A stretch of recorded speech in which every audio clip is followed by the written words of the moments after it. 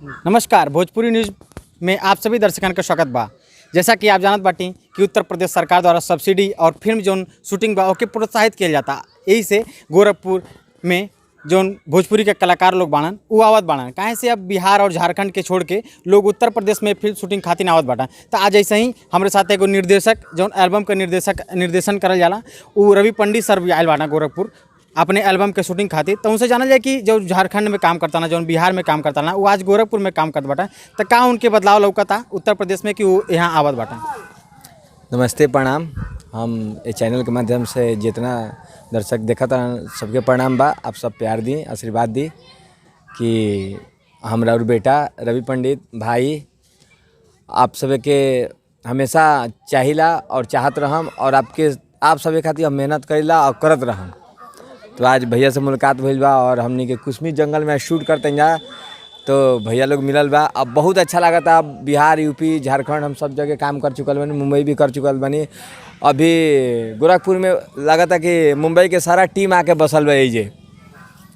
अब हमरा पता नहीं के चलत कि पूरा फिल्म इंडस्ट्री एजा काहे आइल बा। अब रउआ सभी बताइम। हमरा सुने में आता कि एजा के सरकार बहुत मतलब सब्सिडी पास बा, पूरा साधन बा। हमनी के बिहार में इतना साधन नहीं है, सब्सिडी नहीं है, से भाग भाग हमनी के यूपी में आवत हैं। योगी सरकार के बहुत सारे मतलब बहुत हम लोग के उपकार मिला था, प्यार मिला था और आशीर्वाद मिला था कि सारा कलाकार इजा आइल बाड़न और शूटिंग करता रहन। तो नवरात्र आवेला बा, एकरे खातिर कौन कौन प्रोजेक्ट के तैयारी चलता और कौन कार्यक्रम आगे आवेला बा? अभी हमने के वर्ल्ड वाइड के देवी गीत शूट करते हैं जाइजा। ये जंगल में देखिए बहुत बड़ा देवी गीत बा। ये सब रहो सब के वर्ल्ड वाइड के चैनल पर देखे के मिली। हमारे सिंगर बने राकेश तिवारी जी, जो कि बहुत प्यारा एक भोजपुरी देवी गीत गले बना, जो कि हमने के गरीब के कहानी देखे ले बन जा। ये वीडियो के देखम जा और बहुत अच्छा लगी, क्योंकि अभी तक भोजपुरी में वैसा गाना नहीं के बना।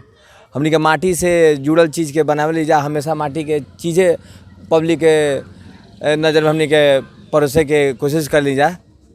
तो रउआ सबे देखी और प्यार दी। निर्देशक के साथ साथ आप एक्टिंग भी करीला और आप जन पुदीना वाला गाना रहा के साथ तहलका मचली। तो पुदीना के बारे में का कहलिए? पुदीना के तनी ये तो देखिए ना होला कि अचानक कुछ मिल जाना। तो अचानक हम तो एगो डायरेक्टर बानी और हम अपने शूटिंगे में बिजी रहेला। तब ये भाग देखी, पवन भैया के कृपा देखी कि हमरा उनका साथ काम करे का मौका मिलल और वो कोयला के बाद हमने क्या इतना दुलार प्यार मिली, इतना बड़ा गाना हो जी हमारा पता ना रहे। ये सब भगवान और राव सभी का आशीर्वाद बाकी हमरा ऐसे 10 लोग जानल और हमरा के पहचाना था। तो पुदीना के बारे में थोड़ा सा। पुदीना तो एक मतलब एगो भोजपुरी में इतिहास बा और पता ना वो करी उस इतिहास के रिकॉर्ड टूटी कि ना टूटी, अब भगवान जाना। दो लाइन ले लो पुदीना, ले लो पुदीना, ले लो पुदीना बहरिया के हसीना। बहुत बहुत धन्यवाद सर। Thank you.